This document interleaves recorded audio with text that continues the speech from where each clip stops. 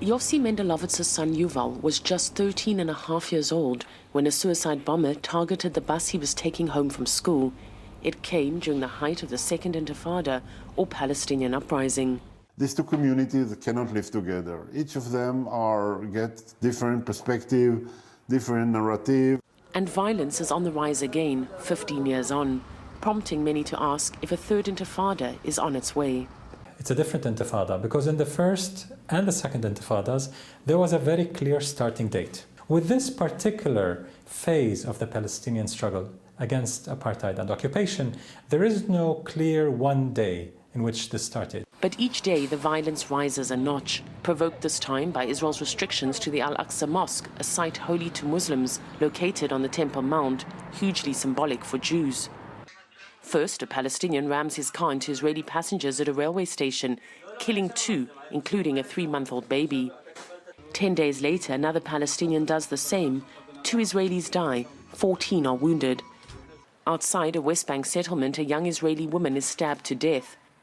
There is a little bit third Intifada. You can't say it's exactly Intifada, but there is problems, yes, definitely there is problems. I think it's going to be the third Intifada. Yeah, it's the beginning, and it started before a long time. Hamas has praised the attacks, calling for what it terms Israel's racism and occupation to be increasingly resisted. Other extremist groups have followed suit.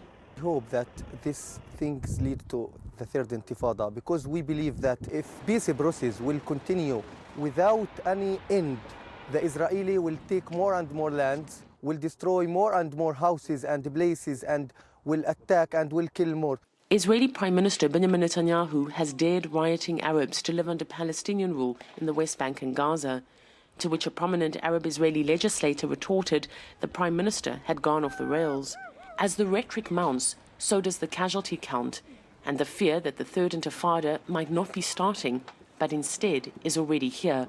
Paula Slier, RT, Tel Aviv. While things are deteriorating in the West Bank, the struggle for a Palestinian state is gaining more support in Europe. Spain could become the next country to recognise Palestine, with its parliament holding a symbolic vote later today. That's after moral backing was received from other European nations. Sweden was the first officially recognising Palestine last month. British MPs held a non-binding vote, a move that was quickly condemned by Israel. Soon after, the upper house of the Irish Parliament did the same. And as well as Spain, France will vote next week on the issue, and Italy is discussing it. Palestinian activist Mustafa al-Barghouti says that tensions will not subside until Palestinians are allowed to go on their own. The Israeli army is shooting high-velocity bullets at demonstrators. This never happens in a country that is a democracy.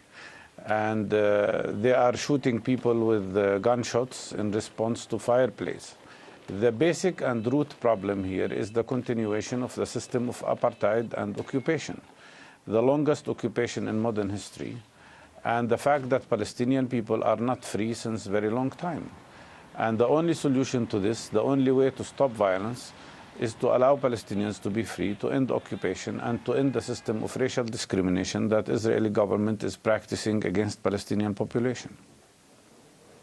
And earlier on, we heard from Einat Wilf, a former Knesset MP, and now senior fellow with the Jewish People Policy Institute. She believes there's a campaign to drive Israelis further from their historic roots.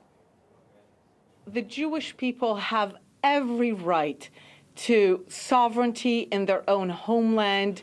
We find ourselves for decades now under attack by the Arab world, the Arab Palestinians, who continuously deny the right of the Jewish people to sovereignty in their homeland, deny the historic, deep connection between the Jewish people and Jerusalem, between the Jewish people and the Temple Mount.